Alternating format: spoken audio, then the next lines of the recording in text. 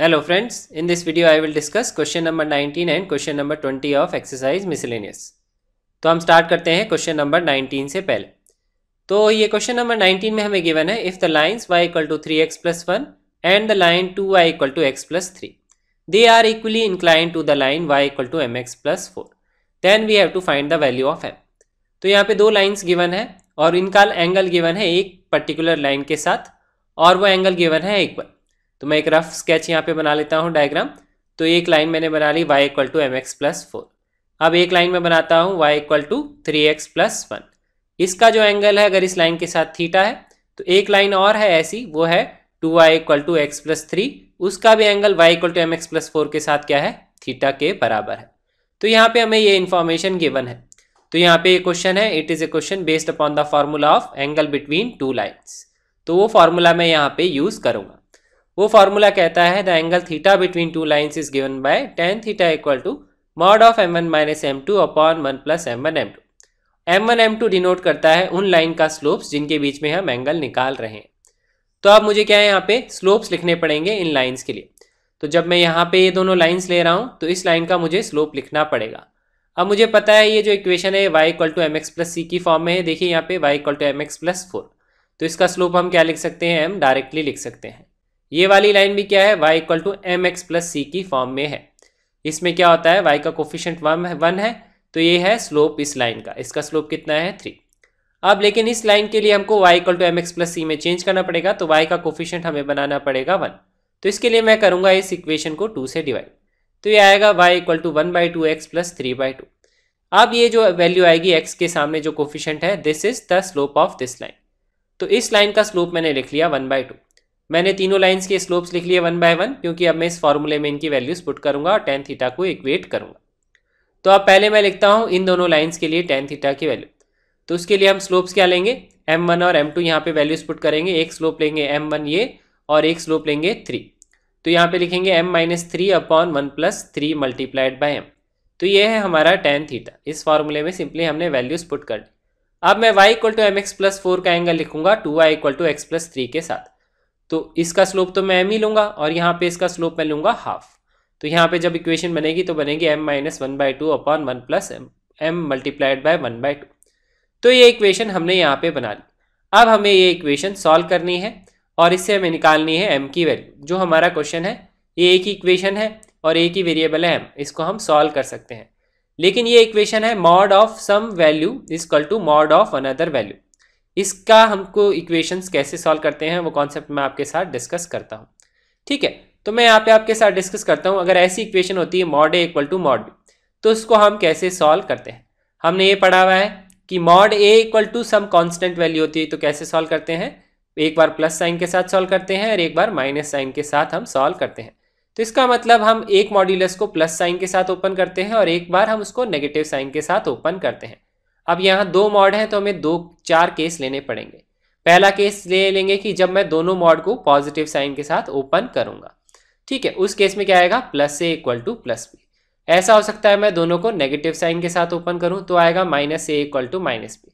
अगर मैं फर्स्ट में पॉजिटिव सेकेंड में नेगेटिव तो आएगा प्लस ए माइनस बी, और फर्स्ट में नेगेटिव सेकेंड में पॉजिटिव तो आएगा minus A equal to plus B. तो इस तरह से हम 4 केसेस यहाँ पे बना सकते हैं क्योंकि यहाँ पे 2 मॉड्यूलस साइन। अब लेकिन यहाँ पे हम नोटिस करेंगे ये जो दोनों पहले केस हैं इसमें जिसमें बोथ पॉजिटिव और बोथ नेगेटिव, इन दो को अगर आप सॉल्व करोगे तो इससे क्या आ रहा है, a equal to plus b ही आ रहा है क्योंकि नेगेटिव नेगेटिव कैंसिल आउट हो जाएगा। और इन दोनों इक्वेशन से क्या आ रहा है, a equal to minus b ही आ रहा है क्योंकि यहाँ पे भी प्लस माइनस है और यहाँ पे भी प्लस माइनस है। तो इसका मतलब क्या है, mod A equal to mod B अगर है, दो मॉड्यूलस इस तरह से इक्वेटेड है तो हमें सिर्फ 2 ही केस लेने पड़ते हैं, a equal to plus B और a equal to minus B.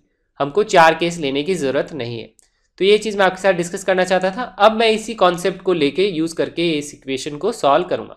ध्यान रखिए ये कॉन्सेप्ट तभी लगेगा जब mod A equal to mod B है। अगर सपोज यहाँ पे mod A equal to mod B plus suppose 2 लिखा होता, उस केस में हमें ये 4 केस लेके ही सॉल्व करने पड़ते। उस केस में क्या होता, plus A equal to plus B आता, यहाँ पे आता minus A equal to minus B plus 2 आ जाता। तो उस केस में हम क्या नेगेटिव साइन कैंसिल आउट नहीं कर सकते थे। ठीक है, तो उस केस में हमें 4 ही केस लेने पड़ेंगे। जब 2 मॉड है तो 4 केस लेने पड़ते हैं, लेकिन जब mod A equal to mod B है तो भी हमें सिर्फ 2 ही केस लेने पड़ेंगे। तो ये कॉन्सेप्ट है, ये आप ध्यान रखिएगा। अब मैं इसी कॉन्सेप्ट को यूज करके इसको सॉल्व करता हूं। तो पहले मैं ले लेता हूं एक बार positive sign, that is our first case. उसके लिए क्या लिखूंगा, ये ए है हमारा equal to plus times of b. इसमें हम कैसे सॉल्व करेंगे, एलसीएम ले लेंगे तो 2 आएगा एलसीएम, तो इसको हम लिख सकते हैं 2m minus 1 upon 1 plus 2m। वो कैलकुलेशन आप यहाँ पे कर लीजिएगा, ठीक है। 1 प्लस 2m नहीं आएगा, 2 प्लस m आएगा डिनोमिनेटर में विद पॉजिटिव साइन। अब हम इसको क्रॉस मल्टीप्लाई कर लेंगे और इसको सॉल्व कर लेंगे, तो ये क्वाड्रेटिक इक्वेशन यहाँ पे बन जाएगी। ये कैलकुलेशन आप आसानी से कर सकते हैं, ठीक है। तो यहाँ आएगा लेफ्ट साइड में m square minus m minus 6, right side में आएगा 6m square minus m minus 1। इसको सिंप्लीफाई करेंगे तो देखेंगे माइनस m कैंसिल आउट हो जाएगा, ठीक है। यहाँ पे आएगा 5m square equal to minus 5, तो m स्क्वायर की वैल्यू आ जाएगी माइनस 1। इसका मतलब m की वैल्यू क्या होनी चाहिए, under root of minus 1 that is iota. इसका मतलब कोई भी real value of m possible नहीं है। अगर क्वेश्चन में नहीं दिया हुआ कुछ भी तो हम रियल वैल्यूज के लिए ही सॉल्व करते हैं। कॉम्प्लेक्स नंबर्स के लिए एक अलग से चैप्टर, उसमें कॉम्प्लेक्स वैल्यूज को अलग से डिस्कस किया जाता है। अगर कोई भी क्वेश्चन है स्ट्रेट लाइन या किसी और चैप्टर में तो हम रियल वैल्यूज ही कैलकुलेट करते हैं। तो हमारे लिए इस क्वेश्चन में कोई भी रियल वैल्यू पॉसिबल नहीं है। अब हम सेकंड केस के लिए सॉल्व करेंगे। हम क्या लेंगे, mod A equal to mod b था तो हम लेंगे a equal to minus of b. तो उसके लिए क्या आएगा, m minus 3 upon 1 plus 3m equal to negative times of, ये जो भी वैल्यू आप सिंप्लीफाई करेंगे तो यहाँ पे आएगा। इसको भी अगर हम अब सिंप्लीफाई करेंगे तो एक क्वाड्रेटिक इक्वेशन बनेगी जैसे पहले बनी थी, ठीक है। तो यहाँ पे भी सेम आएगा बट राइट साइड में क्या आएगा, नेगेटिव साइन के साथ आएगा। तो यहाँ पे क्वाड्रेटिक इक्वेशन बनेगी 7m square minus 2m minus 7 equal to 0। ये कैलकुलेशन आप कर सकते हैं। अब क्वाड्रेटिक को हम कैसे सॉल्व करते हैं, यूजिंग क्वाड्रेटिक फार्मूला।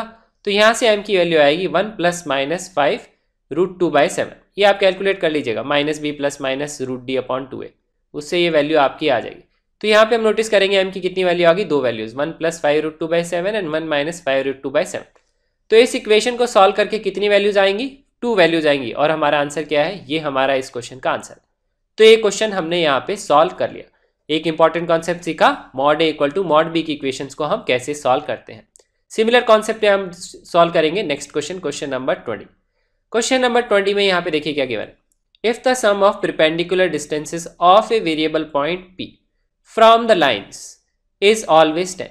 तो हमें परपेंडिकुलर डिस्टेंस निकालना है एक पॉइंट का लाइन से। तो इसके लिए हम फॉर्मूला यूज करेंगे, distance of a point p from a line l। Point हमने ले लिया x1 y1, लाइन ले ली ax plus b y plus c. इसका फॉर्मूला ये होता है, ये डिस्टेंस भी लिखते हैं, ये परपेंडिकुलर डिस्टेंस भी लिखते हैं। हमेशा ध्यान रखिए इस फॉर्मूले से मिलता है हमें perpendicular distance of the point from the line, ठीक है। तो हमें एक पॉइंट का परपेंडिकुलर डिस्टेंस लिखना है x और y का। कहाँ से लिखना है, एक इस लाइन से लिखना है और एक इस लाइन से लिखना है, और उसका हमें करना है सम, और इसकी वैल्यू है इक्वल टू 10। तो ये हमें इवेल्युएट करना है पहले एक्सप्रेशन। तो इसके लिए हम क्या लिख सकते हैं, इस लाइन से अगर परपेंडिकुलर डिस्टेंस लिखेंगे तो हम क्या करेंगे, x, y को यहाँ पे सेटिस्फाई करेंगे। इस फॉर्मूले को हम ऐसे ध्यान रखते हैं, ठीक है। x1 y1 को क्या करते हैं हम यहाँ सेटिस्फाई करते हैं, और अंडर रूट में आता है कोफिशिएंट ऑफ x का स्क्वायर और y का स्क्वायर। तो यहाँ पे हम x y का डिस्टेंस निकाल रहे हैं तो x और y सेटिस्फाई कराएंगे तो यहाँ पे x प्लस वाई माइनस 5 ही आएगा, और x का कोफिशिएंट क्या है 1 है, y का भी 1 है, तो under root of 1 square plus 1 square आएगा। तो ये आ गया फर्स्ट परपेंडिकुलर डिस्टेंस इस वाली लाइन से। अब हम इस वाली लाइन से लिख लेंगे, फिर लिखेंगे प्लस, इसका मॉड लगाएंगे तो क्या आएगा, mod of 3x minus 2y plus 7, coefficient का स्क्वायर क्या आएगा 3 स्क्वायर प्लस 2 स्क्वायर। ये यहाँ पे हमने लिख लिया। अब हमें गिवन है सम इज ऑलवेज 10, तो हम इन दोनों का सम कर देंगे और इसको कर देंगे इक्वल टू 10। तो ये इन्फॉर्मेशन हमें क्वेश्चन में गिवन थी। इस इन्फॉर्मेशन को यूज करके हमें प्रूव करना है that p must always move on a straight line. p point क्या है, x और y, it should always lie on a straight line. अगर x और y स्ट्रेट लाइन पे लाई करता है, इसका मतलब इस इक्वेशन को अगर आप सॉल्व करेंगे, it should form a linear equation in the variable x and y। ये हमारा क्वेश्चन है। अगर हम प्रूव कर देंगे कि ये linear equation in x and y बनेगी तो हम प्रूव कर सकते हैं कि p always lies on a straight line. तो इसके लिए आप देखिए यहाँ पे फिर से आ गया मॉड a और मॉड b। तो इसके लिए हमें 4 केस लेने पड़ेंगे क्योंकि mod a equal to mod b नहीं है, यहाँ पे सम कांस्टेंट b है। तो एक बार हम लेंगे दोनों का पॉजिटिव साइन, तो उस केस में हम ऐसे लिख सकते हैं। एक बार लेंगे हम दोनों का नेगेटिव साइन, तो उस केस में हम ऐसे लिख सकते हैं।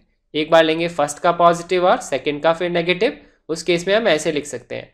फोर्थ में हम क्या लेंगे, पहले का नेगेटिव और सेकंड का पॉजिटिव, तो उस केस में हम ऐसे लिख सकते हैं। अब आप यहाँ पे नोटिस करेंगे ये सब लीनियर इक्वेशंस ही बनेगी। अगर आप x के कोफिशिएंट्स को कंबाइन करेंगे और y के कोफिशिएंट्स को कंबाइन करेंगे तो एक लीनियर इक्वेशन ही बनेगी। तो हम बोल सकते हैं कि जितनी भी इक्वेशंस अगर आप बनाएंगे मॉड का साइन हटाने के बाद में, these are all linear equations in point x, y। तो हम बोल सकते हैं कि पॉइंट P जो है x, y, it always lies on a straight line, या हम बोल सकते हैं it always moves on a straight line. तो ये क्वेश्चन हमने यहाँ पे प्रूव कर दिया। तो इस कॉन्सेप्ट में, इस वीडियो में हमने इंपॉर्टेंट कॉन्सेप्ट सीखा, मॉड ए और मॉड बी, दो मॉड अगर इक्वेशन में होते हैं तो उस क्वेश्चंस को हम कैसे सॉल्व करते हैं। Thank you so much for watching this video. Do like it and share it with your friends. अगर आपको इस कॉन्सेप्ट में अभी भी कोई डाउट है तो आप कमेंट्स में नीचे लिख सकते हैं, and I will get back to you as soon as possible. ये वीडियो आप अपनी फेसबुक वॉल पे भी शेयर कर सकते हैं ताकि आपके फ्रेंड्स भी ये कॉन्सेप्ट सीख सकें। You can also subscribe to our channel to get updates on the new videos, and have a nice day.